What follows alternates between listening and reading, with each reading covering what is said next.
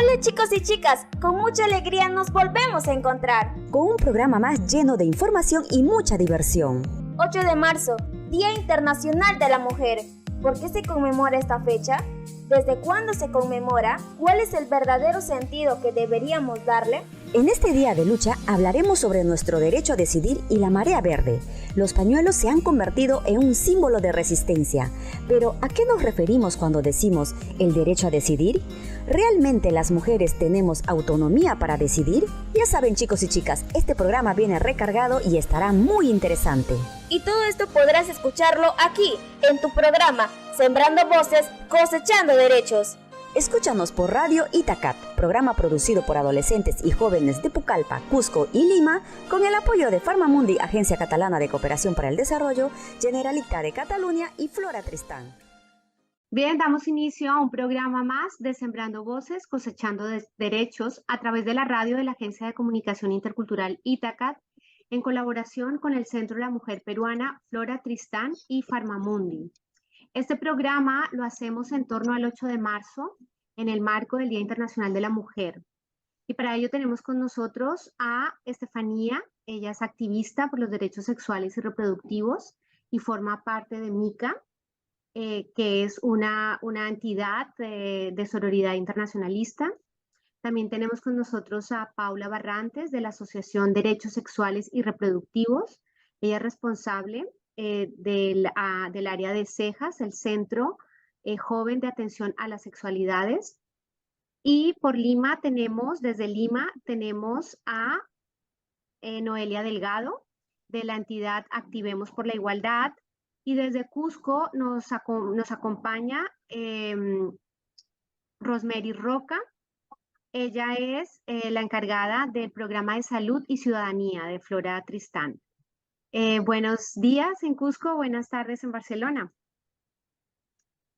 Hola Mayra, queridas, ¿cómo están? Gracias. Desde Cusco les saluda Rosemary Roca. El objetivo, de este programa es hablar sobre el derecho a decidir, ¿no? Que es un tema que lo tratamos el año pasado también en algunos países de Centroamérica. Y para esto me gustaría pues que por un lado habláramos de cuál es la situación del derecho a decidir en cada uno de los dos países, ¿no? Estamos hablando Perú, España, y también reflexionar sobre qué significa la penalización del aborto, y para esto pues me gustaría pues escucharlas a cada una. Empezamos por Rosemary. La situación del aborto en nuestro país es una situación de clandestinidad. Se penaliza a las mujeres que quieren decidir sobre sus cuerpos. Únicamente tenemos acceso a un aborto a partir de un documento llamado el Protocolo del Aborto Terapéutico, que accede a que las mujeres puedan realizarse el procedimiento cuando su vida corre riesgo únicamente.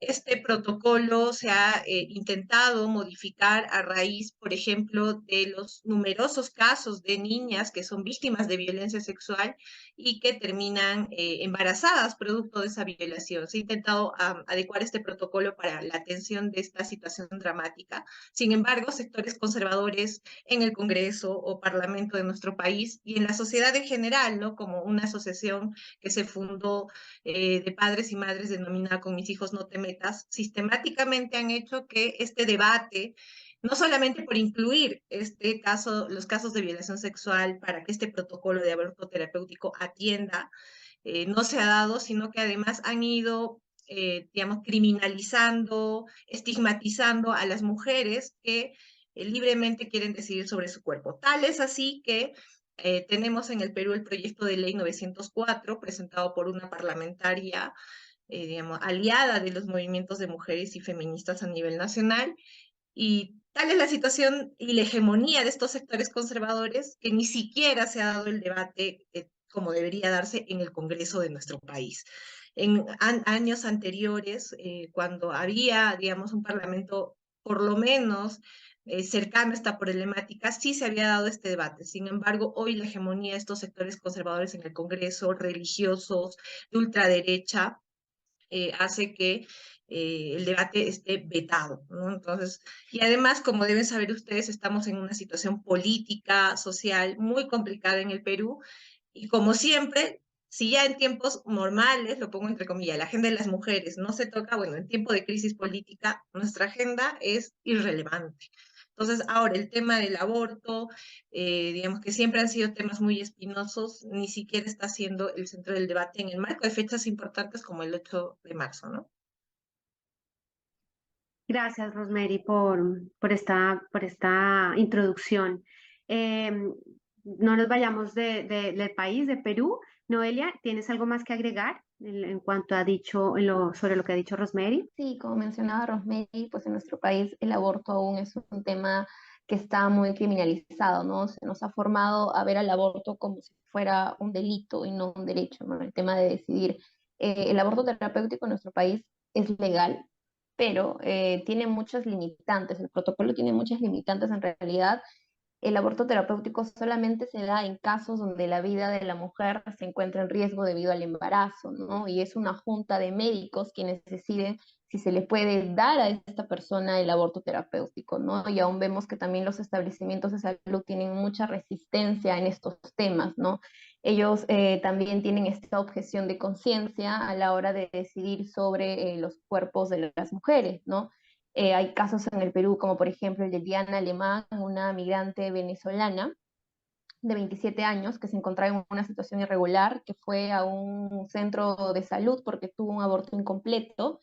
La amenazaron, los mismos profesionales de salud actuaron como si fueran policías, como si fueran fiscales, la amenazaron, le dijeron, si no confiesas este delito, vamos a traer a la policía, esto que el otro. Al final, la joven, asustada, escapó y la encontraron fallecida, por decirlo así, en el sótano de este hospital, ¿no? Era una migrante venezolana en una situación de irregularidad y vemos cómo aquellas mujeres que se encuentran en una situación de vulnerabilidad, para ellas es como que más complicado este tipo de temas, ¿no? Es más traumático el tema de acercarse a un establecimiento de salud por un aborto incompleto que puede ser o provocado o puede ser espontáneo. Hay casos donde son abortos espontáneos y las mismas mujeres tienen miedo de acudir a centros de salud porque saben que las pueden denunciar. Y cuando las denuncian, desde 2015 ya no se ha, digamos, penalizado a estas mujeres de que tengan que ir a un penal o a una prisión, no, pero sí se les ha, digamos, puesto sanciones de conductas, también se les ha pedido una reparación civil al Estado, ¿no? O sea, tienen que reparar al Estado que vendría a ser la parte agraviada, este Estado que ni siquiera garantiza los derechos sexuales y reproductivos de las mujeres, este Estado que ni siquiera brinde educación sexual integral para las mujeres, niñas y adolescentes también, que es tan necesario que ellas puedan decidir sobre sus cuerpos y sobre su sexualidad. Vemos también, como lo mencionaba Rosemary, que en nuestro país hay una persecución por los grupos ultraconservadores, ¿no? Lo tenemos en el Congreso, tenemos un representante de estos grupos ultraconservadores que ha hecho mucha persecución a activistas o a mujeres que acompañan estos procedimientos, como Alejandro Muñante, que ha perseguido a activistas, que las ha denunciado sin fundamento alguno. También tenemos a otras dos congresistas como Rosángela Barbarán y Aguayo de Renovación Popular, que también lo que buscan es velar por el derecho del concebido, del embarazo, ¿no? Y en nuestro país hay una gran, lastimosamente hay muchas niñas y adolescentes que terminan embarazadas por violencia sexual, ¿no? O porque simplemente no tuvieron esta herramienta de información en educación sexual para que ellas puedan tomar decisiones saludables referente a su cuerpo. Entonces vemos que hay muchas trabas y muchos obstáculos para que estos proyectos, ¿no?, de la despenalización del aborto en casos de violencia sexual puedan darse en nuestro país y se sigue vulnerando los derechos de las mujeres, sigue habiendo una violencia institucional, una violencia obstétrica en este tipo de casos. Gracias, Noelia. Y ahora pasamos a Paula, un poco también para que, igual que Rosemary nos explicó y nos puso un poco en contexto sobre la lucha histórica por el derecho a decidir, por el aborto en este caso en España, cómo y cuándo surge esta lucha y en qué momento estamos exactamente.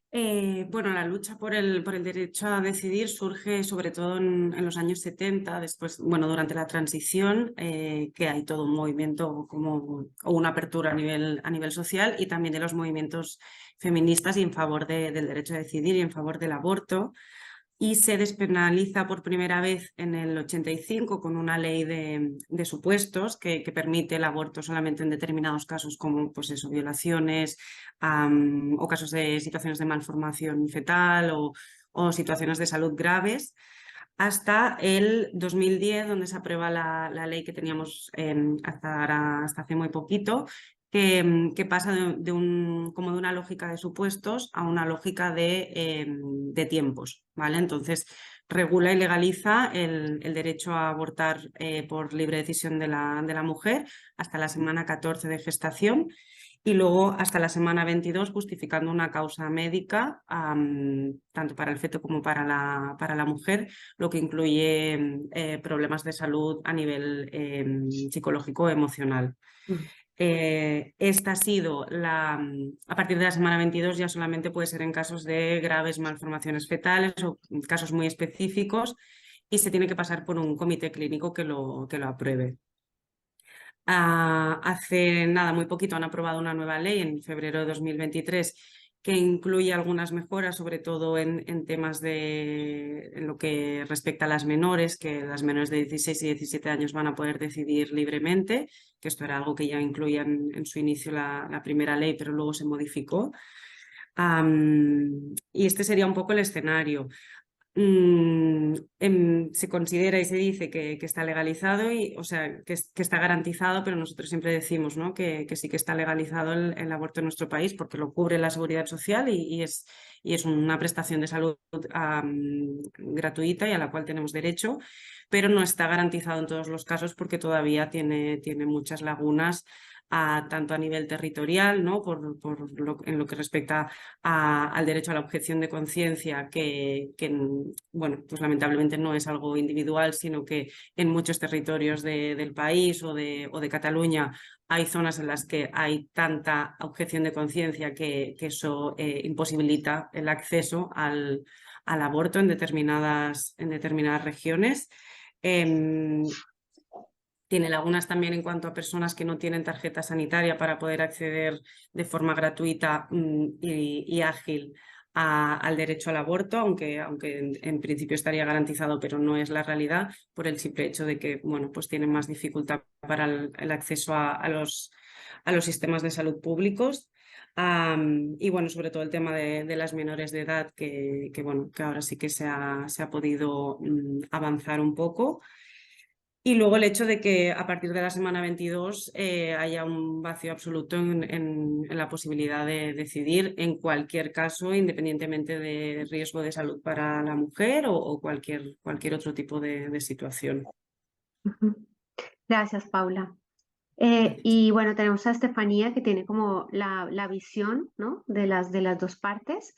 Y en este caso la pregunta que me gustaría hacerte es, ¿cuáles son los motivos que te han llevado a ser activista por la defensa de los derechos de las mujeres y su autonomía, Paula? Y un poquito también, bueno, que nos expliques estas dos experiencias que tú también has tenido en la lucha, tanto en América Latina como aquí en Cataluña.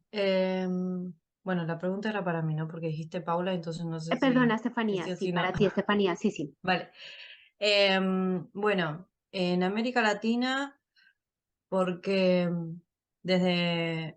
porque soy activista. Primero, antes de ser activista, ¿no? Soy mujer.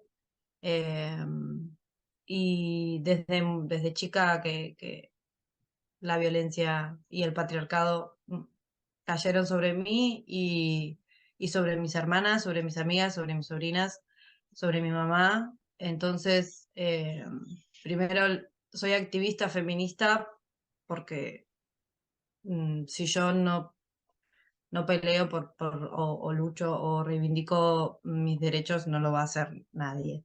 Entonces, eso primero me posiciono como sujeta que está trabajando para un mundo mejor y para que mis sobrinas no tengan que sufrir la violencia que yo tuve que sufrir. Y segundo, porque en el territorio, ¿no? Como activista por los derechos sexuales y reproductivos, primero por el acceso a la salud, porque yo ahora dentro del territorio español cambié a ser solo feminista, ¿no? También soy migrante, soy mujer migrante y pobre, entonces hay otras aristas que me están atravesando dentro de este país que me obligan a mí también a cosas que tal vez en mi propio territorio yo no consideraba por la cuestión de los privilegios. Entonces, aquí lo pude ver. El acceso a la salud se me fue negado a mí. Yo acudí a un centro hospitalario público de urgencia y no me querían atender porque no tenía tarjeta sanitaria. O sea, yo me había roto el brazo y no me querían dejar pasar al hospital porque no tenía tarjeta sanitaria, sin antes garantizarles a ellos que yo iba a poder pagar por el servicio que me iban a brindar. Entonces, si yo no les garantizaba eso, yo me iba a mi casa con el brazo roto. Entonces, ese fue el primer encuentro que yo tuve con el sistema sanitario público en Cataluña. Y a partir de ahí, bueno, empezar a tirar del hilo, ¿no? Me metí en el movimiento migrante feminista y nos empezamos a encontrar con que no solo no podíamos acceder a la salud, sino que también eso iba directo al derecho a decidir y al acceso al aborto, no solo al aborto, sino también a un control, ¿no? Porque si la compañera quiere llevar adelante ese embarazo, tampoco puede hacerse un control de ese embarazo porque no tiene tarjeta sanitaria, porque no tiene papeles. Entonces, era todo, empezamos a ver, ¿no? Toda la violencia que se ejercía y cómo el derecho a la salud básica, tampoco estaba garantizado. Y bueno, desde ahí nos posicionamos, primero creamos una mesa, bueno, articulamos mucho con las redes en Cataluña que también estaban preocupadas, ¿no? O les importaba el tema. Y bueno, con el CEJAS, con la Asociación de Derechos Sexuales y Reproductivos, trabajamos mucho. Conformamos una mesa por el acceso a la salud y el aborto. Los reclamos principales eran que, porque supuestamente una persona sin tarjeta sanitaria puede atenderse en el sistema sanitario público por urgencia, gratuitamente. Entonces, una de las exigencias era que el aborto lo pongan como urgencia, digamos, que era una urgencia y que tenía que ser atendido sí o sí. Entonces, bueno, una de esas eran las exigencias que teníamos desde el movimiento migrante, digamos, que fuese considerado una urgencia sanitaria, que no solo hay que ir medio muerto al hospital, sino que si yo necesito hacerme un aborto, me metan directamente para poder empezar a tramitarlo, digamos. Estefanía, perdona, un poco para poner en contexto, tú estás hablando del 2007, ¿no? Cuando sale esta ley que imposibilita tener a las personas en situación administrativa irregular, imposibilita tener la tarjeta sanitaria, ¿no? Porque en teoría a día de hoy las personas, aunque no estén regularizadas, pueden acceder a la tarjeta sanitaria. El problema es que para acceder a la tarjeta sanitaria, sí, perdón, para acceder a la tarjeta sanitaria necesitas el padrón, tenés que estar empadronado. De acuerdo. Y entonces también una de las exigencias era quitar la necesidad del padrón, porque muchas y muchos compañeros y compañeras migrantes subalquilamos habitaciones y no nos quieren empadronar en donde estamos alquilando. Y el empadronamiento sin domicilio tarda meses.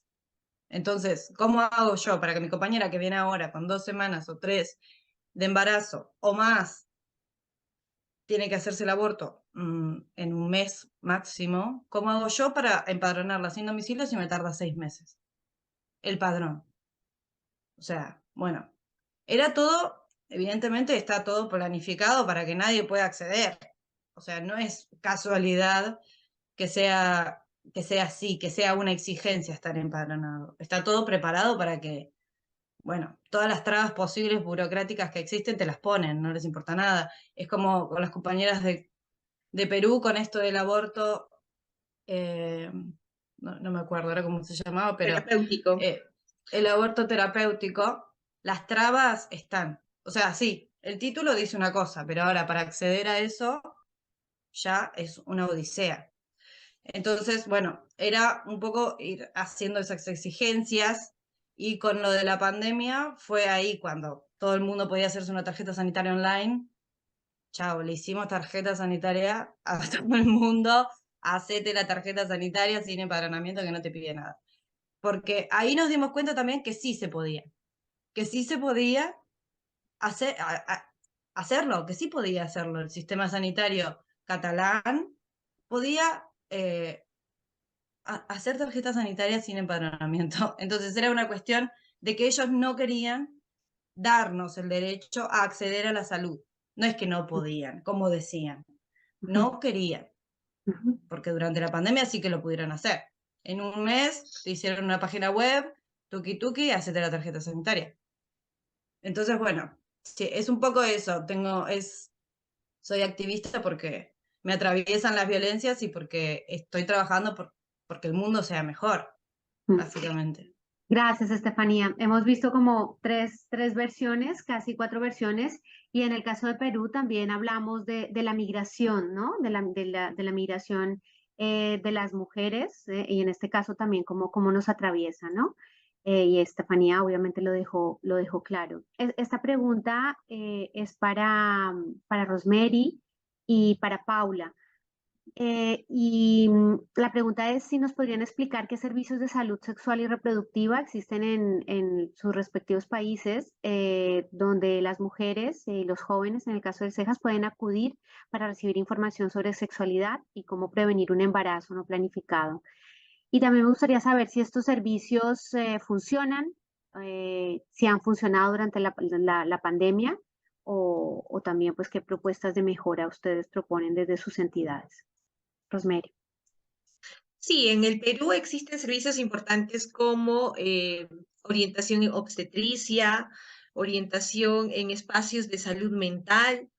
De hecho, en Cusco, que es la región a la cual yo pertenezco, desde Flora Tristán hemos hecho el esfuerzo de construir espacios que puedan servir como espacios orientadores para, digamos, sanear un déficit que ya Noelia lo mencionaba, que es la falta de información en un contexto además de penalización y persecución a colectivos feministas que hacen el trabajo que el Estado debería hacer, ¿no?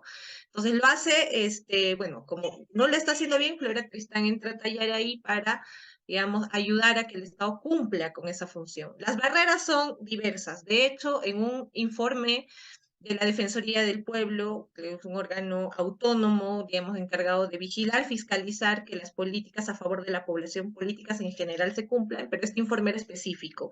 Este informe había hecho una vigilancia a cuánto de los establecimientos de salud a nivel nacional, pero sobre todo en zonas rurales, conocían sobre, por ejemplo, este protocolo de aborto terapéutico, ¿no? Ya no nos mencionaba que una de las barreras principales para que las mujeres que muy bien podrían acceder a este mínimo derecho puedan realizarse el procedimiento, no lo hacen. Y el informe de la Defensoría nos indicaba que solo el 29% de todos los establecimientos de salud conocían el protocolo de aborto terapéutico. En zonas rurales, campesinas e indígenas, como es el caso de Cusco, por ejemplo, la situación es más cruda todavía. Estoy segura que el informe de la Defensoría no abarcó estos sectores rurales, pero las que estamos en campo conocemos que no solamente hay un gran déficit de información, falta de información que se refleja en no darle la atención oportuna a las mujeres que necesitan acceder a este aborto terapéutico, sino además hay un tema de objeción de conciencia, ¿no? Es un personal de salud muy conservador que responde a principios religiosos antes que a sus principios éticos profesionales, por ejemplo, que eso permitiría romper, digamos, que cumplan un buen trabajo, romper esta primera barrera de dar la información adecuada. Y lo segundo es, bueno, que el Estado no se preocupa por capacitar a su personal en estos servicios de obstetricia, de enfermería, que son lugares que deberían cumplir la función de orientar a las mujeres que, bueno, necesitan realizarse el procedimiento. Y ojo que solo estoy hablando de un procedimiento mínimo que es el protocolo del aborto terapéutico, que como Estefanía lo explicó bien, ya de por sí tiene 1000 barreras, pero ya ni eso se está dando, ¿no? Ahora, en adolescentes, lo que el Perú tiene es una guía técnica que obliga a que todos los establecimientos tengan espacios diferenciados para él y la adolescente, que son espacios amigables, ¿no? Digamos, hay mucho estigma también dentro de las adolescencias para acudir a un establecimiento de salud. En zona rural la situación es más complicada porque al ser espacios súper pequeños, digamos, comunales, digamos, estás viendo al hijo o a la hija de la vecina ir al establecimiento de salud y ya surge el rumor, ¿no? ¿Qué habrá pasado? ¿Estar enfermo? Porque va, seguro está embarazada. Entonces, digamos, estos espacios diferenciados deberían cumplir la labor de quitar ese estigma, ayudar, promover a que las adolescencias vengan y que además sea un espacio abierto donde puedan informarse, donde puedan recibir la orientación. ¿Qué ha pasado en Perú? Primero que antes de la pandemia ya era deficiente que existieran estos espacios y donde había los espacios son en lugares pues que no cumple con lo que la norma técnica exige, ¿no? Que es que sean alejados, que sean amigables, ¿no? Que no sea esta típica sala clínica, ¿no? Que asusta a cualquiera, más aún a las adolescencias. Entonces, ya de por sí eso no se cumplía, pero bueno, donde había, se trataba de que se diera una atención adecuada y pertinente, ¿no? Y aparte que en zona rural, además hay otro tema, no tiene el enfoque intercultural. No es lo mismo un adolescente o una adolescente de zona urbana que de zona rural. Por ejemplo, son quechua hablantes, que es una de las lenguas maternas acá en las zonas del sur del Perú, y la persona encargada de atender no hablaba el quechua, por ejemplo. Son cosas con las que, bueno, cotidianamente, ya, pero así, incluso ya, saltando esa red, decíamos, bueno, que exista por lo menos. ¿Qué pasó en pandemia? Que como había un colapso del sistema sanitario, esos espacios mínimos, deficientes, bueno, pero existentes, dejaron de funcionar y fueron ocupados por para la atención de otros servicios. La adolescencia pasó al último lugar y ahora que ya hemos pasado, digamos, las etapas más duras, sin embargo, hay todavía pequeñas olas de coronavirus del cual siempre se está reportando a nivel salud, pero bueno, ya después de haber pasado la peor parte, no se ha vuelto, no se ha hecho el esfuerzo de volver a atender o mejorar esos servicios, ¿no? Nuevamente, desde Flora Tristán, por ejemplo, lo que hemos hecho es implementar estos servicios, tratar de cumplir con lo que la norma dice, que sean amigables, pertinentes, interculturales, pero si el Estado no hace suya esta política, en el tiempo esto no es sostenible, ¿no? Y es un problema real, ¿no? Pero ya de por sí las mujeres adultas la atención es deficiente, en las adolescencias es peor. Nosotras creemos que es por un tema de cómo concebimos los derechos o al sujeto o a la sujeta adolescente, ¿no? O sea, es una mirada muy adultocentrista que tiene el sistema de salud en nuestro país, ¿no? Que prioriza la atención a mujeres que, según su lógica, están haciendo uso de o están en pleno ejercicio de su salud sexual y reproductiva, ¿no? Y no entendemos que las adolescencias ya están en un proceso de hacer uso también de este derecho, ¿no? Y que deberían hacerlo de forma segura, con información adecuada, ¿no? Y eso complementaría mucho a una tarea importante que no se da, que es la ausencia de información en los colegios. No hay, no existe. También los colegios deberían cumplir con informar, con brindar atención. De hecho, hay otra norma que indica que los espacios diferenciados amigables, así como hay en el centro de salud, debería haber en los colegios. Pero eso tampoco se está dando, ¿no? Entonces, creo que ahí hay una tarea importante por la cual seguir luchando y exigiendo mejores condiciones de vida, no solo para las mujeres adultas, sino nuevamente las adolescencias, son importantes. Gracias, Rosemary. En ese sentido de adolescencias, aquí en Cataluña sí tenemos, creo, una buena práctica con cejas. Explícanos, Paula, cómo funciona este centro. Bueno, a nivel estatal, cada comunidad autónoma tiene sus competencias y decide cómo lo desarrolla, pero bueno, sí que hay redes de servicios de salud vinculados a la atención primaria, enfocados en la atención a la salud sexual y reproductiva. En Cataluña son los ASIR, que es eso, un centro de atención primaria de atención a la salud sexual y reproductiva, y en principio tienen, cada SIR tiene una tarde a la semana, la tarda jove, que se llama, ¿vale? Que es atención enfocada a eso, pues a personas jóvenes menores de 25 años, La idea es que sea con un enfoque eso, pues mucho más adaptado a cómo se mueven y a cómo funcionan los y las adolescentes. Pero bueno, la realidad es que, como decía Rosemary, ¿no? Forma parte de un espacio físico ya de por sí sanitario, puramente sanitario, y el enfoque es todavía muy médico, muy preventivo, muy enfocado en los riesgos. Claro, desde aquí el CEJAS el enfoque que tenemos es completamente diferente. Trabajamos desde una mirada positiva de la sexualidad y entendiendo la sexualidad como algo mucho más holístico, ¿no? Que contempla muchas más partes de la persona y no solo los riesgos o la salud física. Y, y eso, somos un centro que está abierto todos los días, accesible a cualquier persona menor de 25 años, tenga o no tenga, o sea, no es necesario que aporte ninguna documentación, con lo cual es independiente si tiene tarjeta sanitaria o no. Lo único eso, que somos como un único centro para toda Barcelona y alrededores, porque al final, bueno, también hay esta desigualdad a nivel territorial muy notable y acaba viniendo gente de zonas en las que la atención ya sabemos que es, bueno, pues que es todavía más deficiente, o en zonas, eso, en poblaciones en las que no tienen tardas yoba o tienen llevadora y ginecología un día a la semana solo, o bueno, que al final es más inaccesible la atención a la salud sexual y reproductiva. Ujú. Gracias, Paula.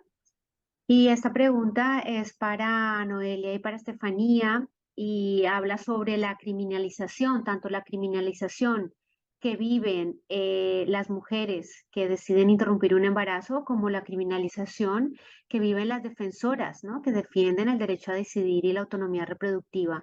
Me gustaría saber, pues, qué piensan sobre esto y cómo es la lucha desde las diferentes entidades donde ustedes participan. Noelia. La criminalización a las defensoras de los derechos para decidir aquí en Perú es una persecución total. Como lo mencioné, ¿no?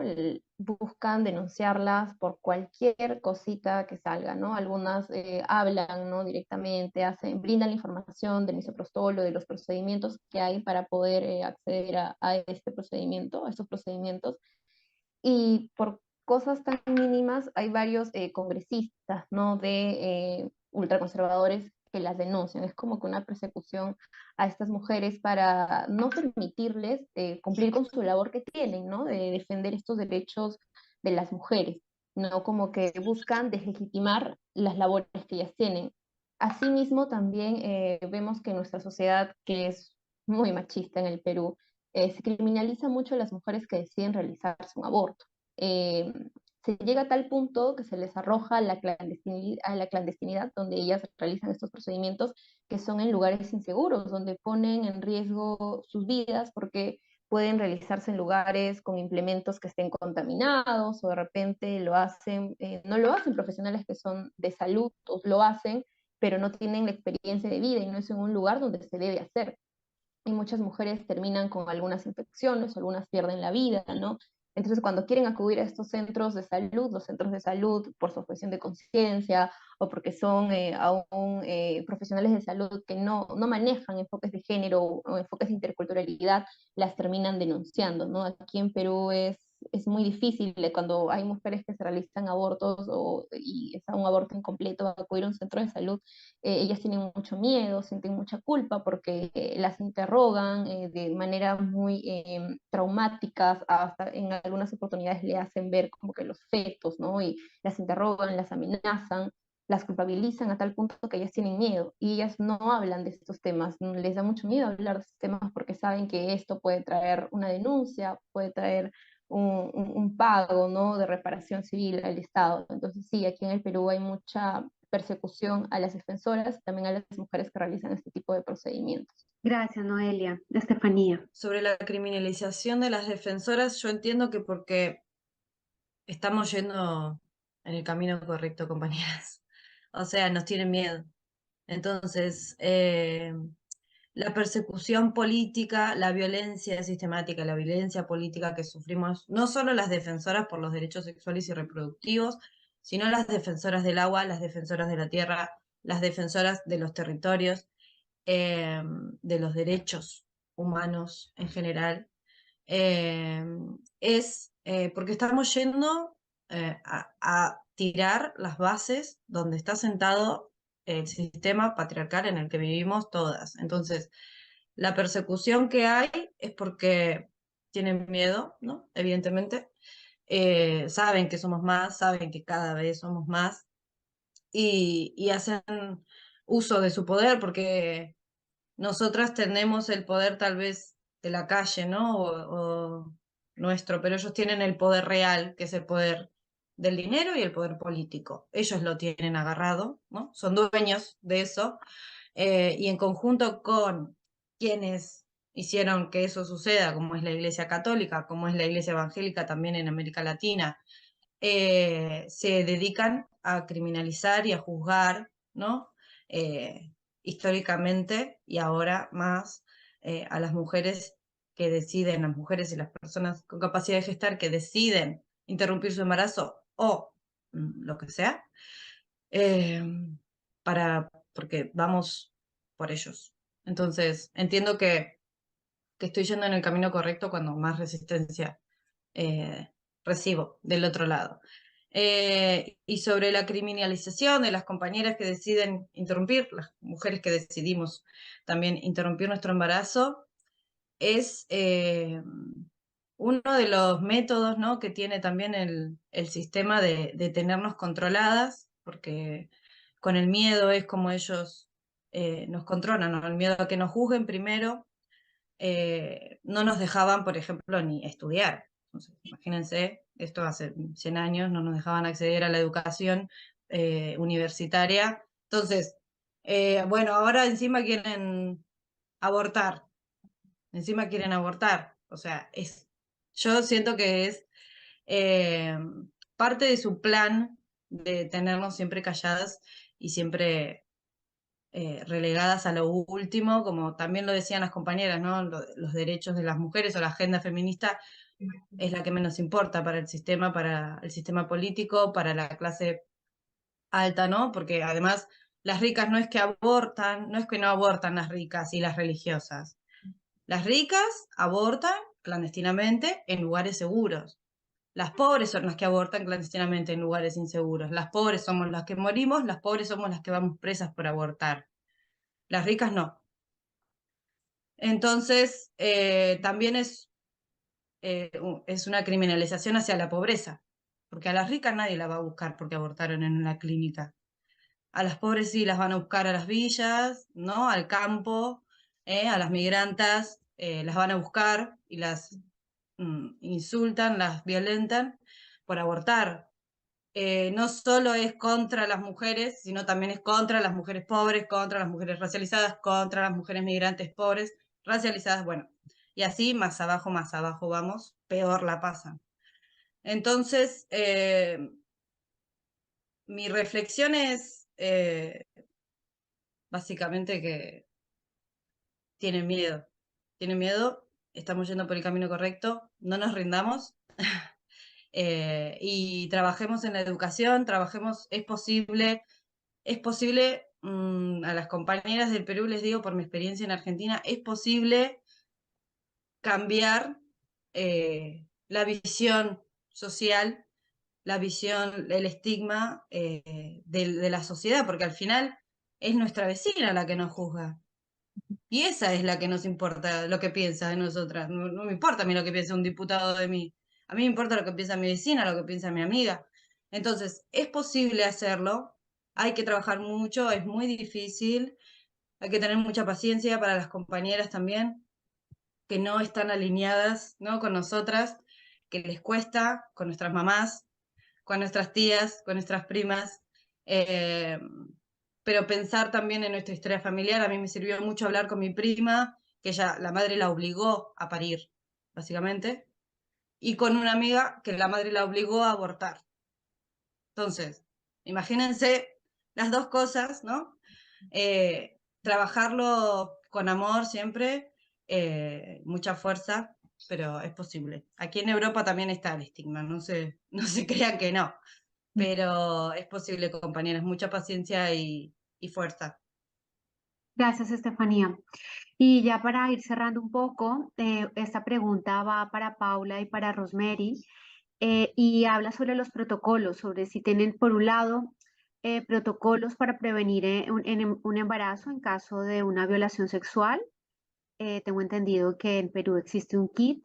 Y en Cataluña también podríamos hablar de los protocolos de seguridad contra las violencias sexuales, ¿no? Que últimamente se habla mucho de ellos, estos protocolos que sobre todo se ponen en práctica en entornos de ocio. Así que, Paula. Bueno, en Cataluña hay protocolo de atención a las agresiones sexuales a nivel hospitalario. Bueno, consiste en eso, en las primeras horas después de la agresión sexual se activa ese protocolo y se administra profilaxis posexposición para prevención de algunas ITS y VIH, y la postnatal o anticonceptiva de urgencia, que es para intentar prevenir un embarazo. A nivel de protocolos, sí que se está activando cada vez más todo lo que es prevención de las violencias machistas en espacios de ocio, aunque todavía queda mucho, pero bueno, sí que está cada vez más, yo creo, integrado en las políticas tanto públicas como incluso a nivel privado en algunas locales, discotecas. Gracias, Vale, Paula. gracias a todas. Rosemary. Sí, en Perú, digamos, para un poco repetir lo que ya se ha ido mencionando a partir de Noelia también, es que hay un protocolo para acceder al aborto terapéutico. Esto se da siempre y cuando se corre el riesgo de la vida de la madre, ¿no? Producto de esta gestación por malformaciones congénitas, en fin, ¿no? Hay ese protocolo, es a partir de una ley dada en 1924, sin embargo, tal era el desinterés del Estado que el 2014 recién hace protocolo de esa ley aprobada en 1924, ¿no? Tiene deficiencias, ya lo hemos mencionado, la principal, diría yo, es la falta de conocimiento del personal de salud para dar información sobre el protocolo, pero esto no está solo, va acompañado de este prejuicio que tiene el personal de salud. O sea, no informa únicamente porque no conoce, no informa porque no le interesa informar, ni le interesa formarse en eso o capacitarse en eso, porque para ellos y ellas el tema del aborto, digamos, está penalizado por ellos socialmente incluso, ¿no? Hay un tema, como digo, de objeción de conciencia. Y por otro lado, lo que sí hay en Perú es una alta tasa de niñas menores de 14 años que están quedando embarazadas producto de una violación sexual. De hecho, el 2022 cerramos el año con 1.113 niñas. Y es una data oficial, y ahí sí pongo en contexto. A veces la data oficial nuevamente no tiene acceso a zonas rurales, indígenas, campesinas de nuestro país por la propia deficiencia del Estado, ¿no? Pero sin embargo, la data nos dice que hay 1.113 niñas hasta septiembre del año pasado que habían quedado embarazados producto de una violación sexual. Dramático, porque estamos hablando de una menor de edad que tuvo que pasar por esta experiencia terrorífica que es ser agredida sexualmente, y la estadística nos dice que este agresor usualmente es el padre, el hermano, el tío, o sea, está en el entorno cercano. Y no solo eso, luego tiene que sufrir este acto tortuoso de llevar un embarazo producto de esta violación sexual. De hecho, llamó la atención, hubo una noticia la anterior semana de una niña de 10 años que llegó al hospital para dar a luz. 10 años. ¿Qué hizo el personal médico? ¿Cuestionar cómo el embarazo? No, más bien tratar de salvar digamos, al feto y la vida de esta niña, ¿no? Entonces, se ha hablado muy poco del tema nuevamente por este contexto, digamos, político-social en el que vivimos. Llamó mucho la atención, pero no se ha hablado, digamos, a nivel digamos, de los que deberían discutir estas políticas públicas, como es el legislativo, el ejecutivo, porque su prioridad ahorita es otra, ¿no? Es reprimir al pueblo que se está movilizando. En fin, entonces, para este tipo de casos se cuenta con un kit de emergencia, que es como una serie de pastillas que, entre otras cosas, evitan que esta niña, producto de una violación sexual, quede embarazada, ¿no? Entonces, si la data te dice que más de 1.000 niñas en 2022 han quedado embarazadas, es que este kit de emergencia no está siendo entregado en los centros de salud, que son los servicios primarios que deberían entregar estos kits de emergencia. Y hay estadísticas que dicen que sí, ciertamente no lo entregan. Nosotros que estamos acá en zonas rurales, campesinas, sabemos de esta deficiencia. Pero hay algo aún más grave, que este actual parlamento conservador, como nos comentaba un poco Noelia, hace poco ha hecho que el Tribunal Constitucional, que es también un órgano autónomo en nuestro país, ponga en cuestión la entrega de este kit de emergencia, específicamente de la AOE, el anticonceptivo oral de emergencia. La semana pasada terminamos la semana con esta noticia terrible, que probablemente el Tribunal Constitucional, también conservador, también machista, también patriarcal, iba a votar a favor en mayoría para eliminar la entrega de esta pastilla. Entonces, haciendo que ya los establecimientos de salud simplemente no quieren entregar, sino prohibiendo que ellos entreguen, ¿no? O sea, ¿qué va a pasar con esas niñas que seguramente van al centro de salud a denunciar este hecho y no reciban algo tan fundamental como es esta pastilla del día siguiente, más conocida como pastilla del día siguiente, para evitar este embarazo? Lo que va a pasar es que ya no existan más 1000 niñas, sino quizás se triplique, duplique esta cifra, nuevamente volviendo, criminalizando a esta niña, pero además haciendo que su vida sea tortuosa, ¿no? Llevar un embarazo producto de una violación es algo que debería ser cuestionado, debatido, solucionado por las instancias correspondientes. Entonces, yo siento que ahorita en nuestro país sí estamos en una situación peligrosa, muy peligrosa en torno al retroceso de los derechos fundamentales. Hay una encuesta, sin embargo, que frente a esta penalización que se da en las altas esferas políticas, del Ejecutivo Legislativo nuevamente, pero esta encuesta realizada en el 2019 nos decía que hay más del 50% de la población peruana, por ejemplo, estaba a favor de la despenalización del aborto en casos de violación sexual. O sea, tenemos esta contradicción. De pronto una ciudadanía que está a favor de la despenalización, pero cuyos representantes, digamos, están en contra de estos sectores. Esto igual anda variando un poco porque también desde un sector ciudadano conservador, machista, religioso, también se están armando campañas para hacer que estas discusiones en torno al kit de emergencia, a la AOE, digamos, se siga restringiendo y penalizando, ¿no? En fin, en este contexto creo también, como Estefanía, que hay una fuerza de las mujeres, de las disidencias sexuales, de las adolescencias en general, por seguir peleando, porque creemos que es la única forma, ¿no? La pelea, las movilizaciones, se viene un 8 de marzo acá en Perú, que nos va a tocar recordar lo importante que es estar en las calles, no solo para defender nuestros derechos fundamentales que hoy en este régimen se está vulnerando, sino además para defender la democracia. Una consigna que acompaña siempre al movimiento feminista es: lo que no es bueno para la democracia no es bueno para las mujeres. Y en este contexto eso se vuelve más real todavía porque estamos viendo en medio de salir a defender esta democracia, también hay que agarrar mucha fuerza para defender esos derechos que se nos quieren arrebatar. Lo poco que tenemos se nos quiere arrebatar y es algo que no podemos permitirlo. Y en ese esfuerzo vamos caminando, segura también que algún día, espero muy pronto, compartamos aquellos derechos que Estefanía nos iba comentando. Vemos con mucha alegría cómo Argentina, Colombia, países hermanos han ido avanzando en la despenalización y estamos seguras que ese será nuestro futuro acá en Perú, siempre y cuando las mujeres, las disidencias estemos organizadas. Gracias, Rosemary. Y bueno, como has acabado un poco tu intervención animando, ¿no? a la reivindicación, yo también las animo a acabar esta entrevista con una pequeña reflexión de lo que hemos podido aquí intercambiar entre todas y que una vez o mientras hagamos nuestra reflexión, hagan su reflexión, perdón, pues hagan el típico pañuelazo, ¿no? Como símbolo del derecho a decidir. Así que, pues, Noelia, comienza con lo que quieras decirnos. Sí, creo que esta lucha por la interrupción voluntaria del embarazo es una lucha que va a tener un camino largo, van a haber muchas trabas en este camino, pero creo que la forma para poder vencer hacerlo, para poder, mejor dicho, lograr esto, es que nosotras como mujeres sigamos unidas, sigamos acompañándonos, dándonos el soporte y la contención entre nosotras. Creo que el conocer la historia de cada una, lastimosamente, creo que la mayoría de mujeres hemos pasado por una situación de violencia en nuestras familias o en cualquier ámbito, pero creo que ese soporte que nos damos entre nosotras es la fuerza que tenemos para seguir luchando por nuestros derechos, por lo que es justo, no solamente para nosotras como mujeres, sino también para las mujeres trans, para los hombres trans, personas no binarias, también para aquellas madres que siguen exigiendo en las calles justicia para sus hijas.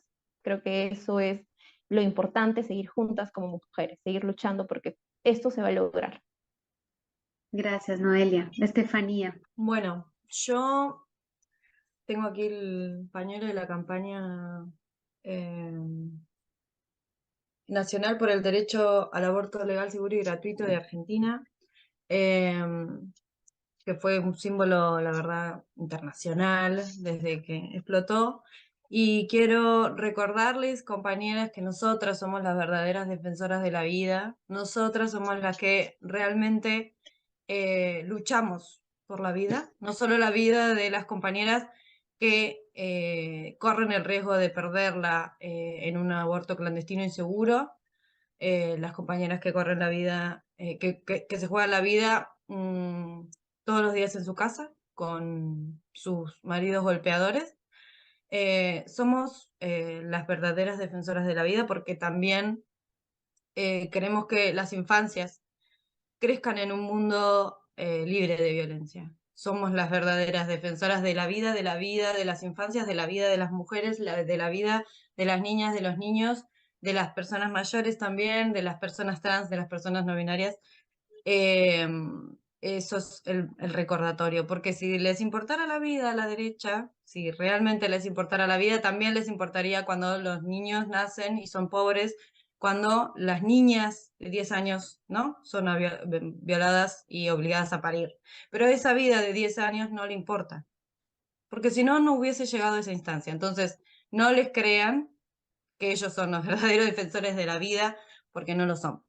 Así que por un aborto legal, libre, seguro, feminista, acompañado, para todas.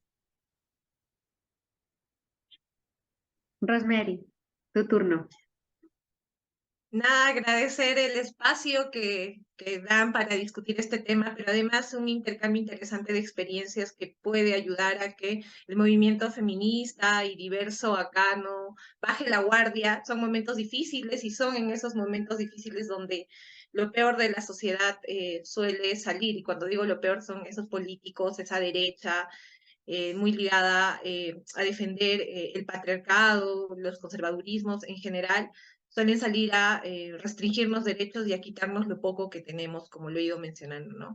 Sin embargo, nuestra fuerza está en ver a adolescencias y liderazgos tan importantes como el de Noelia, que con su juventud, sin embargo, nos enseña, nos demuestra tanta claridad. Ahí radica la esperanza, también radica mi esperanza en esas zonas rurales, los adolescentes quechohablantes, indígenas, que a pesar de las distancias y dificultades, sé que están ahí en la lucha por construir un mundo más justo y feminista. Así que vive el derecho a decidir. Gracias, Rosemary.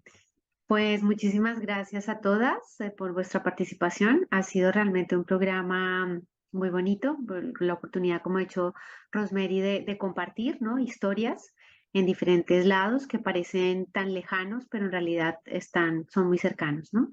Así que les deseo un feliz 8 de marzo, feliz en el sentido de que tengan también el privilegio de poder ir a las calles, ¿no? Y que ahora en Perú esto es un privilegio. Y pues nada, que sepan que aquí tienen un espacio más para hablar de este y otros temas. Así que muchísimas gracias a todas. Gracias. Muchísimas gracias. Gracias, Noelia. Compañeras, muchas gracias.